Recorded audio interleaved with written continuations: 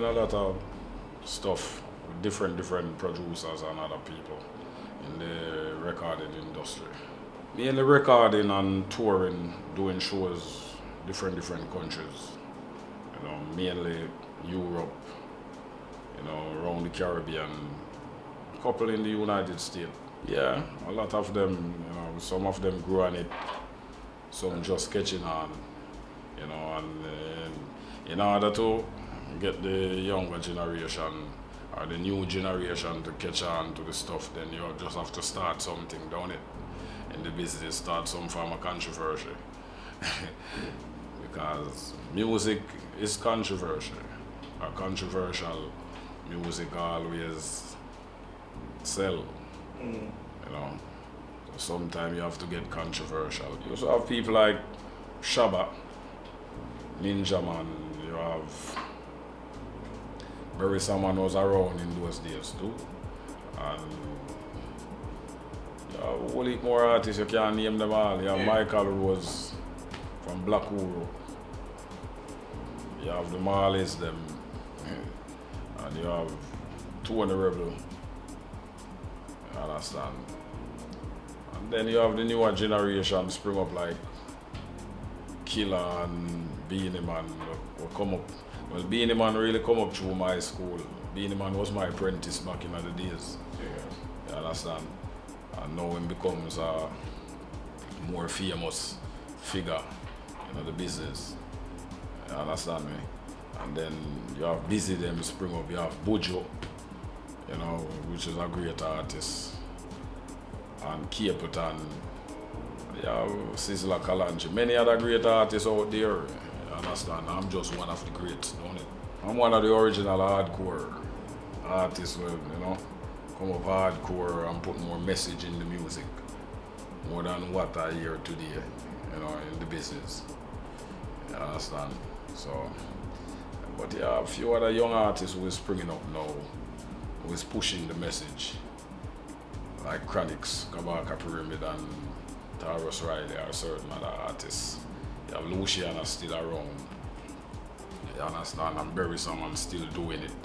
So, yeah, I mean, you still have to give all of the rest of the artists them props. You have to big up Movada to one of the artists, you know, Busy, you know, one of the artists that too. And I do now, you know. So you have the new blood, but we set it. We still around. And we still no fear none until today. And still competitive. I always have a philosophy what I live by from then, and I live by the same code and principle. Now in the business, and I mean, the only thing I have to tell the younger generation of artists, you know, put more message in the music and make sure the music means something. Make sure the music have a storyline, just like the movies have a storyline. So it's the same way the music's supposed to have a storyline, but make sure it's positive, make sure it can teach, you know, the next generation something what them can learn from, you know, to pass on to the other generation after them. You understand? So that's how the business is supposed to set, you know. One of the worst things, you know, is unprofessionalism. You should be professional in all forms. That is the bottom line. But the music industry, you know, some part of it need cleaning up. You know, and we are here to clean up back the industry. To a certain point, I alone can't do it all, but other people is playing them part by doing it. Yeah, because, yeah, alright, just call it in Jamaica and else where you have some music when I mean nothing. It's not pushing no message, you see? It's just monotonous. It's just empty words without no message. You understand? And I don't have to call names, but at the same time, we are here to clean it up. You know, and get back the youths them in line, you know, with what we build and them to carry on to the next generation. So we have to set it to a certain level, you know. So at the end of the day, you can't change everyone. But people are gonna be people, don't it? So you just know that, and you just try to do your best and try to teach who willing to learn and understand how the game play and there are rules to the game. Don't it? You know and I know. Yeah. Look how long Bob Marley died, but yet still the music still live on. And you have other artists like Gregory Isaac still have songs still play until today. Dennis Brown. You have whole heap more artists over past Sugar Minot. You understand what I say? So look, I've been in the game for a very long time. I set it, helped create it. You have guys who was there before me who helped create it, like Daddy Uri as one of the main founder, the music, the DJ part of it, in terms of dancehall music. You see me? So we have to set the tone and try to make these generations follow. Even in Trinidad here, you have one and two good artists spring up in this place too. I remember the song named Ganja Farmer, and that song was from that song released in Trinidad before it even hit. I say it was a hit, and it was a hit. I'm a man of respect, a man of principle, and a man who lives by a certain code. And don't break that for no one. You understand? Because you have to have some form of code and principle you live by, and don't break it for anyone. You see? So that's who I am. And I'm gonna be the same until the day I leave this earth. I think, look, a man's supposed to live up to his word. If you give somebody a word, live up to it. Don't break it for anything. You understand? And as long as you live like that and be a man of your word, then it will be good, don't it? Well, the music business is not a smooth ride through. You have corruption in the business. You have dirty tactics. You have different elements, different entity who try to come with all kind of different stuff to try and stop the music. Especially if the music have a powerful message beyond the music. Message what can teach the people and educate them, to let them think and stand up for them rights, stand up for themselves and be who they want to be. You understand? Because everyone have a choice, don't it? To be what they want to be. So I think them deserve a chance if you have the freedom to be what they want to be. And people supposed to have freedom of expression, freedom of speech, freedom of movements. You understand? And freedom of governing themselves. Don't it? So that's how it's supposed to be. But you have some elements try to change all of that. You see? So look, I don't limit myself to no one section of the music industry. I'm in the commercial side of it, and I'm in the social commentary side of it, where you send that message out there to teach people. And then I'm in the gangster side of it, because you have different people who like different kind of music. I'm in all of it, in all forms. If you say dancehall, hip hop, EDM, I'm in all of it. Okay? So that's where I am now in the music business, trying to take it to another level. I'm previously working with some main players in the music industry like Skrillex, Chase and Status in Europe, signed to Universal. I even passed through the Beatles them studio recently. So I walked through many doors. Childhood. Well, I think I have a good one. I think I have a hard one and a good one. Because sometimes when it's hard, you learn more, don't it? And you gain more knowledge and more experience from the hardship. So sometimes hardship can benefit you in some form. My childhood was hardcore, hard, but at the same time I benefit from it. And sometimes you can take the negative and turn it into positive, don't it? That's the way to go. The biggest breakthrough is when I voice a track named The Bomber. Oh, no. Well, that track is where you say, kill out all the enemies, leave me all of the friend. Kill out all the enemies, leave we all of the friends. That's why me bust the bomber. Have a new thing where them call it the bomber. It blow up warship and they blow up the tanker. Ruled by police, controlled by soldier. From behind a wall it crush a will be a worker. What about I'm not gonna even go no more with it. Yeah, that's that song was the song where the first big breakthrough. You know, but the first song what ever recognized with me is a song named Gunman Lyrics, which is the first gun song ever DJ in Jamaica. So ragamuffin cut ranks, you a murderer. Ragamuffin cut ranks, I am a slaughterer. Ragamuffin cut ranks, you a murderer. Ragamuffin cut ranks, I am a slaughterer. You call this gunman lyrics, you call this gunman lyrics, phenomenon. Gunman lyrics, you call this gunman lyrics, boom.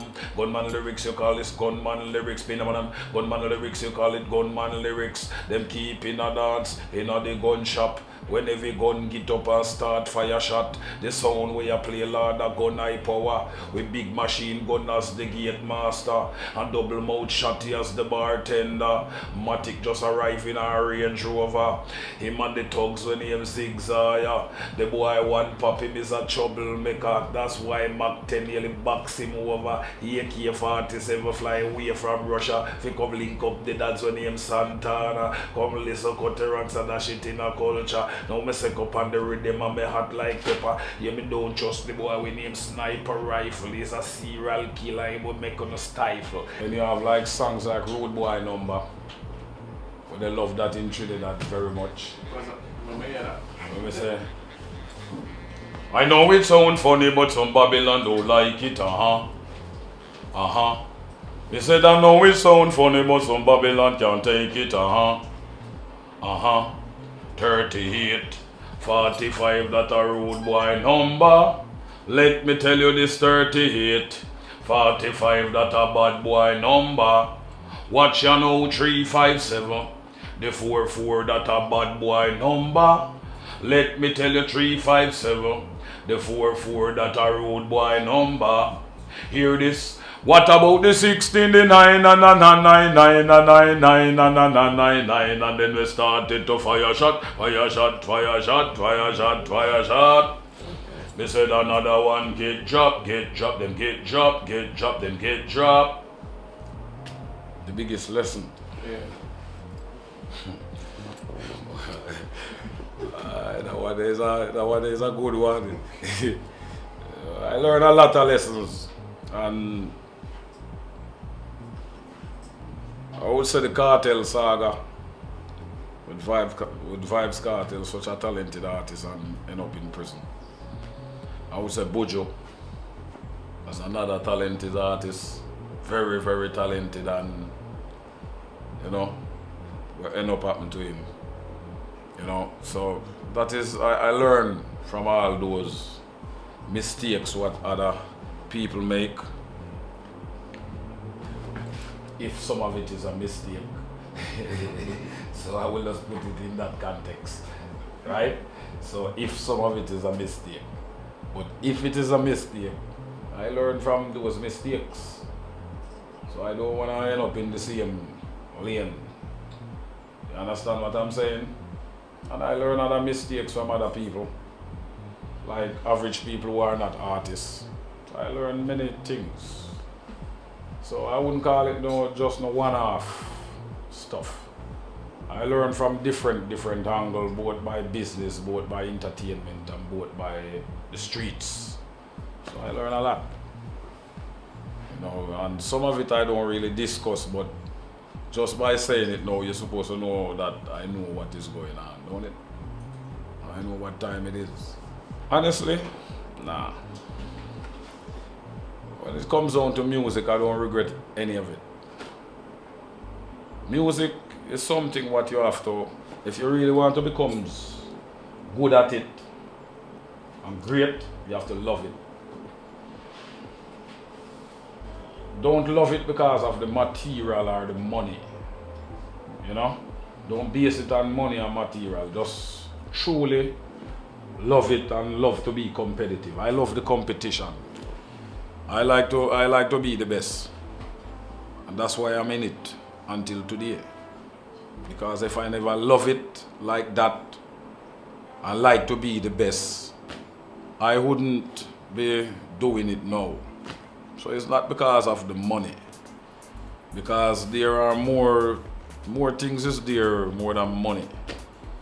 That's one thing I can tell you. No matter how much money you have, you will leave that money and you will part with it. And no matter how much material you possess, you will still leave that material and somebody else gonna inherit it. You understand what I'm saying? And that goes to everyone, not just me. You see me? So, in that sense,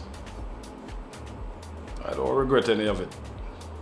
I just love music, love to be competitive, love to socialize with other people, love to travel, sightseeing, see other things, gain new experience, you know? So it's good, it's all good. And I'm doing it until today. Me?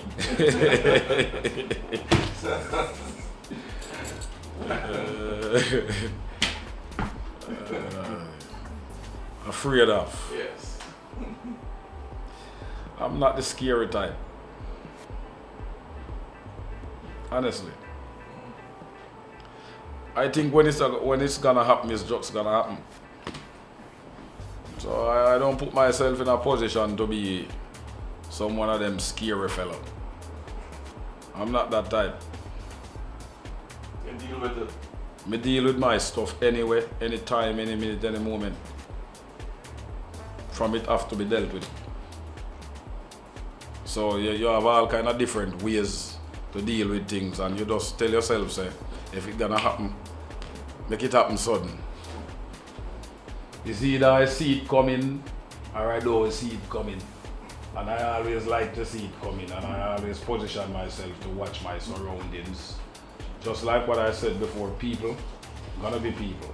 So you have to watch your surroundings and just know who you're dealing with, who is straight, who is a fake, who is false, and who is good people. So you just choose to deal with the good people, stick with the good people, and if I find out that you're a fake, you stay there, over there, and I stay over here. Simple as that. And I'm not the type of person who like to envy other people, and I'm not the type of person who like to try to stop other people from being successful, and I'm not the type of person who don't want to see people reach anywhere. So if I owe you or I have a business with you and it comes down where I owe you something, I always pay you. That means after I pay you, I think I fulfill my obligation. You understand? And once I fulfill that obligation, then I don't owe you anything. So I don't have anything to fear. The only person I supposed to fear, or only one I supposed to fear, is God himself, or fear itself. I'm not the type of person who fear, because I'm not doing anything what God's supposed to mad at me about. That's why I'm supposed to fear him. Only when you're doing something unjust, then you're gonna develop fear, because you're not doing something straight or real. Right? There's a lot of things happen, so many things like that happen. I just can't pinpoint just no one issue. You have many things happen what I'd never expected. Even just like I said, when I went to the Beatles, them studio, walking through that door through a lot of security and go to Abbey Road and vice 2 tracks. I never dream of going into the Beatles studio, recording studio, but I go in there. So that is one. I also never dream of my birthday fall right on a night when I'm doing a show and we have 20,000 people singing me happy birthday and lots of champagne coming in. So I never expect that either. So there's a lot of stuff I achieve what I have to give thanks for, on this earth. And give thanks to life itself. And that's the most precious thing a man can really have, or any human being can have, is life. So I just give thanks to life.